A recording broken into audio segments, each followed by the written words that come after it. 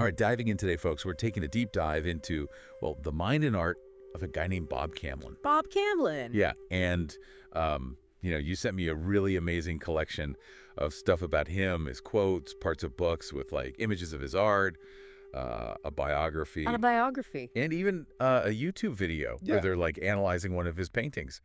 It's a lot to go through. It is quite the collection. So today what we're trying to do is, like, extract the core insights, I guess you could say, and the recurring themes that emerge from all this stuff Right. about this guy. I think you'll find it's really interesting, particularly given how shall we say, elusive he seems to be as an artist. Elusive, yeah. Like, he's known in the art world, especially in Houston, but it's like, who is this guy? Right, exactly. There's this air of mystery surrounding him. Yeah, so we want to kind of, demystify a bit here. Peel back some layers. Yeah, peel back the layers. So, okay, just some, like, basics about who he was. He was born in Oklahoma way back in 1928. He earned a Fulbright scholarship to Italy, which is, like, not an easy thing to get. No, not at all. That suggests a significant talent. Yeah, major talent. He spent a lot of time teaching in academia at, like, the Kansas City Art Institute, Ringling School of Art, those kinds of places. But then 1976, he kind of does this big pivot, leaves academia to pursue being an artist full time. A nomadic existence, as I understand it? Nomadic, yeah, fully dedicated to his art. And he, worked in a lot of different mediums, oils, acrylics, watercolors, drawings, prints, even painted paper. Very diverse output. Super diverse. And as you said, his works aren't commonly seen. No, quite rare and highly valued. Yeah, so there's a lot to uncover here. There is. And the Zen and the Art of Enlightenment books, which are a big part of what you sent, seem to be key. Yeah, key to, like, figuring out his whole deal. Right, his artistic journey, his philosophy. So should we jump into the quotes? Let's do it. Okay, so you sent me this file called Quotes and Other Mysteries. And the first one I was like, that's interesting, is this. Fortunately, some things remain forever, or another 10 years, perhaps. There's, like, a little bit of humor in there. Oh, no, absolutely. A dry wit. But also, it seems like he's, he gets it, that things are temporary. Right. Impermanence. That's a big theme in Zen philosophy, which the foreword of Zen and the Art of Enlightenment, Volume 1, actually talks about. Oh, interesting. So that quote kind of ties into that whole Zen thing. Definitely. He's acknowledging that even things we think of as lasting are, in the grand scheme of things, fleeting. Okay, now these next two quotes, they just, like, grabbed me. 3 cottonwood trees, dense cluster of new branches, now with them gone. Look. Wow. And then this one. As they approached, the memory of songs and music stopped. Yeah. Stopped at the moment the texture of its decay became visible to them. Sad how we all aged at that moment in time. Salt air summer, 1967. Those are powerful. It's like loss, memory, how they're tied to the physical world, Exactly. The physical world changing and us changing with it. Yeah. It makes you think about how much our memories are connected to actual places and things, and how those things change, disappear. He really captures the feeling of loss, the poignancy of those memories fading as the physical reminders disappear. All right, now this next quote is where things start getting really, really interesting. This is what he says. Look into the atom, you get what you need. Look into magic, and you get what you need. Philosophy and art are in both. What's that about? It's a bold statement, right? It's like he's saying there's this underlying connection between science, magic, philosophy, art, all these things we often see as totally separate. Yeah, that's what I was thinking. Like, he sees some kind of unity there. Exactly. A common thread, a shared pursuit of understanding, maybe. Whether you're looking at the smallest particles of matter or exploring the big questions about human existence. So it's like, look beyond the labels, look for the deeper connections. Exactly. And I think that really speaks to his whole approach to art and life. Okay, here's another one that just really resonates. I will stick with common sense and try for the perfectly average view of the universe. I think that will let me enjoy miracles on both sides of science and magic, and the nuances of the smear between the whiteness and the blackness, and hope that I can be around when the two meet in the near future and we have an intensely bright gray. That's a mouthful. It is, but it's so good. Like, it's all about balance, right? Yeah, finding the middle ground, not getting caught up in extremes. Not just black and white, but the gray in between. Right. Embracing nuance, complexity. It's not about being mediocre. It's about being open to all the possibilities. And appreciating the miracles on both sides, like he says. Yeah, the wonders of science, the mysteries of magic. It's all part of the experience. Okay, now this one is short and sweet, but man, is it powerful. The sixth sense is to be, without a doubt, senza dubio, no doubt. That's interesting. It connects to that Zen idea of intuition again, doesn't it? Yeah, that gut feeling, that unshakable knowing. Exactly. Not needing logical proof, just knowing it deep down. Like trusting your own experience. Trusting that inner voice. Yeah. Now, this one is, I don't know, kind of bittersweet. Bright day and I soar. How cruel that my soul is attached to this earth, and yet. Oh, that's beautiful. It's like he's feeling joy, but also this sense of being held back. Yeah. Yeah, like a longing for something beyond this earthly existence. Maybe a spiritual thing, maybe something else, but it's like there's this yearning. A yearning for transcendence, maybe. But at the same time, he's grounded here in the physical world. It's that human tension, right? Being of this world and wanting something more. Exactly. All right, this next one feels super personal. I cannot tell a lie to myself for very long. Camblin, 1974. Find something in nature that completes you and then surrender. Wow, that's powerful. First of all, the honesty, like being true to himself. Yeah, self-awareness, authenticity. And then finding that connection with nature. Yeah, finding that thing that makes you feel whole. And surrendering to it, letting go. Trusting in nature, maybe. Okay, here's another one that seems pretty central to his philosophy. The light is all you need. The end is to evolve by doing the best you can. The means is to amplify what you're doing and believe. It's a call to action, right? Definitely. Yeah. Focus on the essential, keep growing, and believe in what you're doing. Amplify it, yeah. Don't be passive. Put your whole self into it. It's like a very active approach to personal development. Not just sitting around waiting for things to happen, but actually making them happen. Okay, now this one is super poetic. In the balance, patience. And yet, freedom again, and yet, in silence, the reality can be maintained. That's beautiful. It's like a meditation on balance, isn't it? Yeah, finding that equilibrium between opposing forces, patience and freedom, action and stillness. And the power of silence. Yeah, in silence, things become clearer. You can see the true reality. Okay, here's one that seems to be about how he saw the purpose of art. Art is not just images. Art for art's sake has become art for life's sake, or art for my sake, or art for survival's sake. Interesting. So art is more than just pretty pictures. Right. It's connected to life, to survival even. It's personal. It's essential. Yeah, it's like his view of art evolved, became more deeply integrated with his own existence. Not just art for the sake of art, but art for the sake of being human. Exactly. Now, this next one is a bit of a head-scratcher. Step off the train of thought. To find the power that is no power. To do the work that is not work. To laugh the true laugh. Bending is not bowing. It's challenging us to think differently, right? To break free from our usual patterns. Yeah, like step outside the box. Literally step off the train. And in that space, you might find a different kind of power, a way of working that doesn't feel like work, a more authentic way of being. And bending is not bowing, huh? Yeah, it's like being resilient, adaptable, but not compromising your integrity. Okay, now this one is, well, paradoxical. When you think, don't act. When you act, don't think. That's interesting. It's like, be present in whatever you're doing.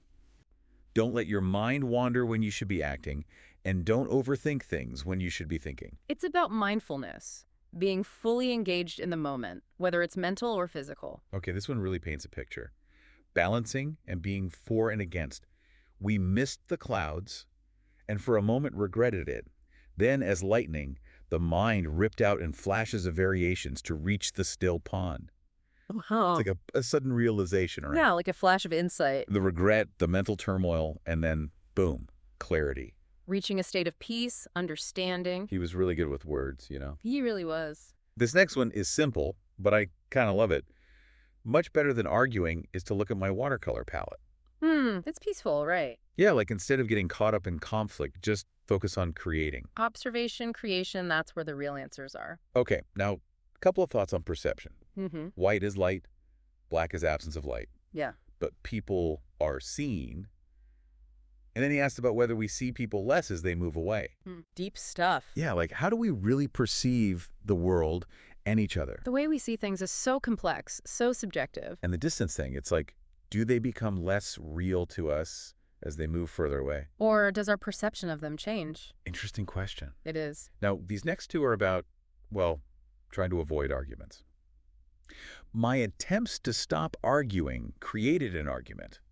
And if you argue, or if you agree, you may learn, but you do not communicate. Oh, those are good. It's like the irony of trying to avoid conflict. And the difference between just exchanging information and truly connecting. Yeah, communication is hard. It is, especially when you're trying to get beyond the surface level. Okay, this next one feels like a metaphor for the whole journey of seeking knowledge. The gate stays open, the fence is broken, he keeps searching, but does not know the size of his quarry. Yet he has faith. He looks in all directions, if he could only see all around all at once. It's like he's on a quest, but he doesn't know exactly what he's looking for. Yeah, but he keeps searching, he has faith that he'll find it. Maybe it's not even about finding a specific thing, but about the process of searching itself. Could be. And the longing to see everything, to understand it all. Okay, here's one about societal change. Revolution leads to changes. Evolution is change. The first will be man's misunderstanding. The second is understanding. The balance will be found in our minds. Individually now, perhaps collectively later. So revolution versus evolution. Yeah, he's saying real change comes from within, from understanding. It's a gradual process, starting with the individual. It eventually becomes a collective thing. Hopefully. Here's a classic one. You never miss the water until the wells run dry. So true. Appreciate what you have. Don't take it for granted. Okay, now there are a bunch of these really short image-based quotes. Like he talks about starlings, clouds, trapped fish, shining flies, all sorts of stuff. Right, like little snapshots, almost like haikus. Yeah, just these vivid images that capture a feeling, a moment. He had a knack for finding the extraordinary in the ordinary. And then there are these moments where he's just, funny. Like when he imagines a conversation with Mother Nature about his painting. Oh, I love those. He doesn't take himself too seriously. Right, he can be deep and philosophical, but also playful and self-aware. It makes him more relatable, you know? Totally. Humanizes him. Okay, and then there are these, unexpected connections he makes. Like this one.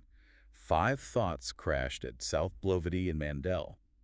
That's interesting. It's like the randomness of life, the way thoughts collide in our minds. Unexpected juxtapositions. Yeah, exactly. Makes you think about how our brains work, the connections we make. And then he touches on, pessimists versus optimists, the nature of belief and knowledge. Big topics. Yeah, just quick glimpses into his thoughts on these things. It's like he's constantly observing, reflecting on the human condition. Now this one's really powerful.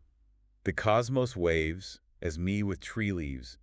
Sun-heated air moves across the electrons of my skin. Sunlight reflects those greens. Yeah.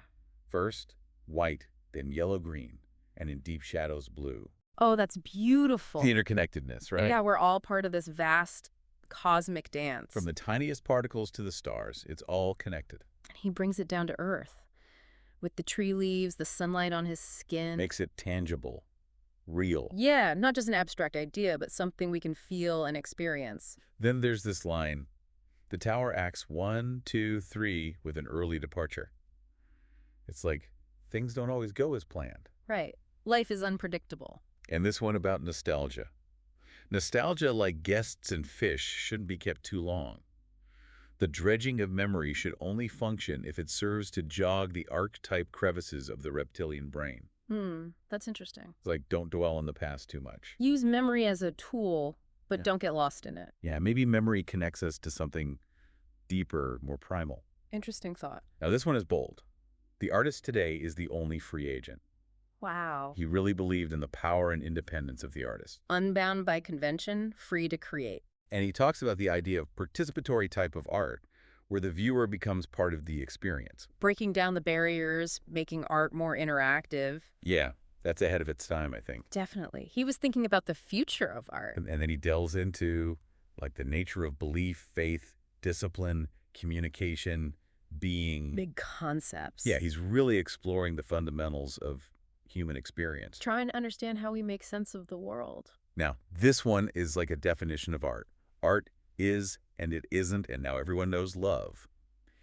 Art, if experienced, no description is necessary, but often making out is confused with love, and feeling good is not always art. That's a lot to unpack. It's like art is this thing that you can't really define, but you know it when you experience it. Like love, maybe. Yeah, and it's not always easy or pleasurable. True art can be challenging, even uncomfortable. Okay, here's another one about balance, but it's pretty cryptic. Resistance submit, held in perfect balance. Figure 4, 4 times, into the thing and 3 times back again. Stay out the last if lucky. 4 times the trap is sprung, and 3 times the quarry flees. Changing bait the last time. 2 times the figure 4 and multiply my mistakes, the last time to infinity. That's a mouthful. It is. But it seems like he's talking about the process of creation, or maybe even life itself. Yeah, the back and forth, the trial and error, the persistence. The figure 4 could be, like, a metaphor for the structure of a creative work, or maybe a life path. And the trap, the quarry, that could be about the challenges and successes along the way. And it's never over. The last time to infinity. It's a continuous process, always evolving. I like this one. When understood, all truth is funny. That's interesting. It's like when you really get something, you can see the humor in it. A sense of detachment, perspective. Yeah, maybe even a little bit of irony. It's like the cosmic joke. Okay, here's some good advice. Don't let the demon of being right get in. Flow and think of what you were doing, not what you plan to do. Step off the train of thought. Letting go of the ego, being present. Yeah, don't get caught up in being right, just be in the moment. And step off that train of thought again. He really doesn't like linear thinking, does he? Not at all. Now he touches on a bunch of other stuff, like the romanticized view of artistic madness, the importance of training our perception, the difference between believing and knowing, the mystic's experience. It's like he's giving us his little glimpses into all these different areas of thought. And he talks about creativity, cynicism, over-intellectualization, effort, the paradox of teaching and art. He says, draw, teach, search, reveal, always framed in paradox. It's like he sees paradox everywhere. And he calls out art critics with this line, a critic is a legless man who teaches running. Ouch. He was not a fan of critics. It seems like he valued direct experience above all else. Yeah, doing the thing, not just talking about it. And then he talks about the human need to create, the role of intention, the idea of artists guiding historians, the dangers of technical skill without depth, the problem with superficial art and over-analysis, and the visual arts becoming non-visual. He was really engaged with the art world, its trends, its problems. Yeah, and he had strong opinions about it. Definitely. Now he gets into like zazen, playfulness, different types of drawings, nonverbal communication, haiku, the mystic switch, seeing versus looking, learning from failure, process over outcome. It's like a whirlwind tour of his creative philosophy. And then he goes even deeper, talking about the origins of writing, the limits of language, the Zazen mind, overlearning, feeling versus thinking, fear, the ever-present Buddha, mirrors, magic, real seeing, the disposable art culture, the overuse of symbols, the complexities of communication, knowledge versus feeling, the power of experience, the effectiveness of idioms, and the beauty of simple imagery. It's a lot. He covers so much ground. It's amazing. I know, right? It's like he's constantly making connections between things. It's all part of his holistic worldview, his way of understanding the interconnectedness of everything. Okay, he also offers guiding principles for creative work, talks about pride and falling, internal conflict versus cooperation, chaos and order, the hologram, real time, Right? different perspectives on the universe, the solipsist's misunderstanding, living in the past, present, and future, the shared human purpose of understanding the universe, time travel at the speed of enlightenment, metaphors for life, the path of least resistance, the cyclical nature of existence, an anecdote about Lou Sullivan and honor, different kinds of crutches, futility and provocation, freedom, the frozen phoenix, the empty ribcage full of sand, the universe folding back on itself, and quotes from other thinkers. Oh, it's like a masterclass in Bob Camblin's philosophy. It is, and it's just from his quotes. We haven't even gotten to the YouTube discussion and the historical info yet. Right, let's move on to those. All right, so the YouTube discussion is about his painting Midnight Sealight, also called Twilight Sentinels. What's it look like? Okay, so picture this. Two kind of spooky skeletal trees in the foreground, and they're like framing a view of the ocean. The moon is out, super bright, and there are these dramatic clouds swirling around. Spooky trees, huh? Yeah, they're gnarled, twisted, almost like they're reaching out. Okay, and what about the colors? Well, the trees are lit up with these warm golden tones, which is a huge contrast to the dark blues and purples of the night sky and the ocean. So it's like light and dark, warm and cool, all playing off each other. Exactly. And there's this feeling of tension, too, between the stillness of the scene and the movement of the clouds, the water. I can see that. Yeah, it's a really captivating image. So what are some of the themes they talk about in the discussion? Well, one big one is duality. Duality, like opposites. Yeah, like chaos and stillness, emptiness and form. Okay, so the painting is kind of showing us both sides of those things. Exactly. And the trees, They're seen as symbols of resilience. Resilience, like they've been through a lot, but they're still standing. Yeah, exactly. They've endured time, the elements. In the ocean, The ocean represents boundlessness, vastness. the infinite. Right. And the trees framing the scene, that's like how we humans try to impose structure on the infinite. We want to make sense of it, contain it. Yeah, but the painting is saying maybe we should just be present within the tension, the mystery. And not try to control it, just accept it. Exactly. Okay. And they also mention the I Ching. Yeah, specifically hexagram 57, which is called gentle penetration. Gentle penetration. Yeah, it's about adaptability, subtlety, persistence. Like water wearing down rock over time. Exactly, and that's reflected in the trees, the moonlight, the whole feel of the painting. Okay, and then they talk about Taoism too. Right, like the idea that strength comes from yielding. Like bending with the wind instead of breaking. Yeah, like the trees have done.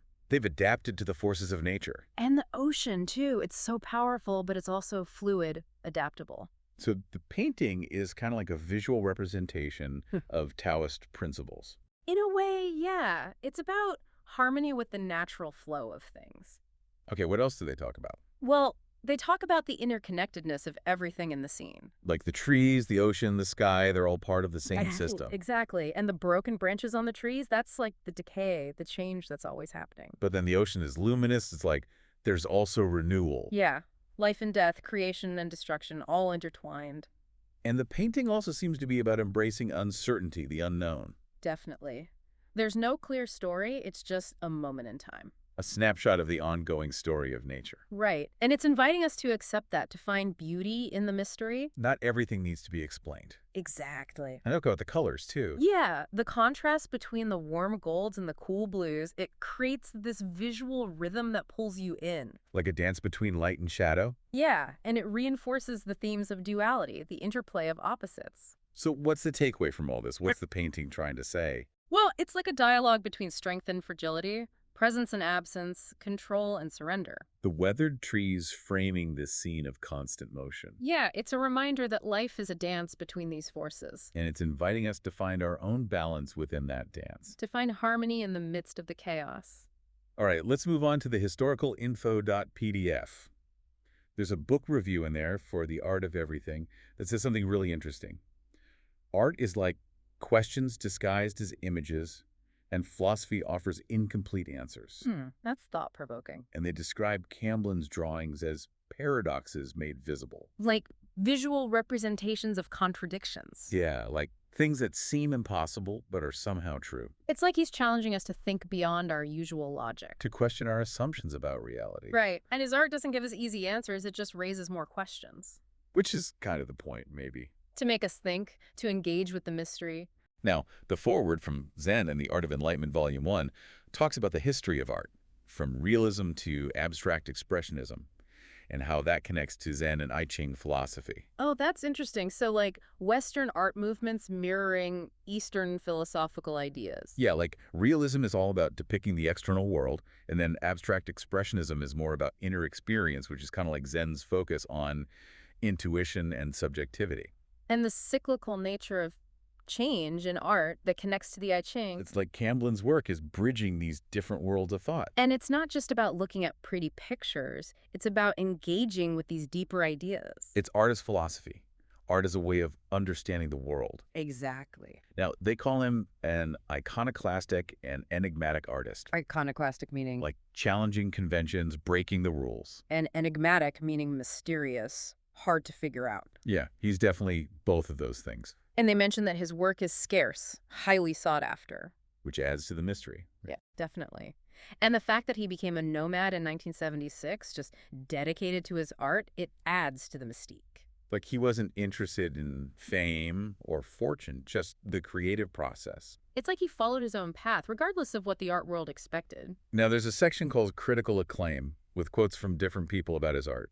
They talk about his changing style, his fascination with the life cycle, his unique blend of drawing and watercolor. It's like getting a glimpse into how others saw his work. Yeah, and it shows how his art was received, how it was interpreted. It gives us some context. Okay, then we have artistic evolution and collaboration.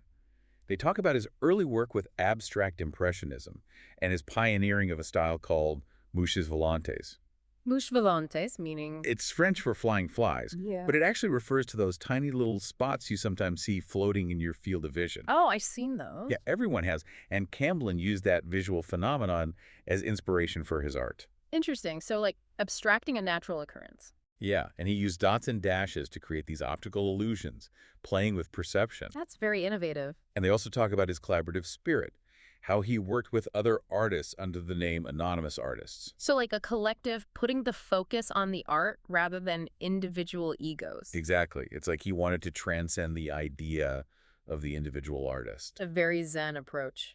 They also mentioned his legacy and continuing influence, how he inspired later generations of artists. Despite being so elusive. Yeah, it's like his work has this staying power, even though he wasn't seeking fame. It speaks to the power of his vision, his unique way of seeing the world. Okay, now the review of Zen and the Art of Enlightenment says the book is like a guide to achieving enlightenment through art and language. A guide to enlightenment, huh? Yeah, and it says Camblin's illustrations are like koans, those little Zen riddles that are meant to disrupt your thinking. So his art is designed to challenge our perceptions. Exactly. And the review talks about everyday enlightenment, finding moments of insight in the ordinary. Not some grand mystical experience, but something we can access in our daily lives. It emphasizes the importance of slowing down, looking deeper, not jumping to conclusions. Being present, mindful. Yeah, it's all connected. It is. Now, finally, we have these quotes about Bob Camblin from people who knew him, other artists, collectors. Oh, I love those. They give us a real sense of who he was, not just as an artist, but as a person. They humanize him, make him more than just this mythical figure. Yeah, and they talk about his enigma, his talent, his influence, his teaching, his collaborations, his free spirit, his personal art, his questioning nature, the way he connected with people. And there's a quote from Earl Staley, his close friend and collaborator. Yeah, Earl talks about their friendship, their shared studios, the crazy exhibitions they put on, Camblin's personality, his nomadic life, his death. Expert speaker.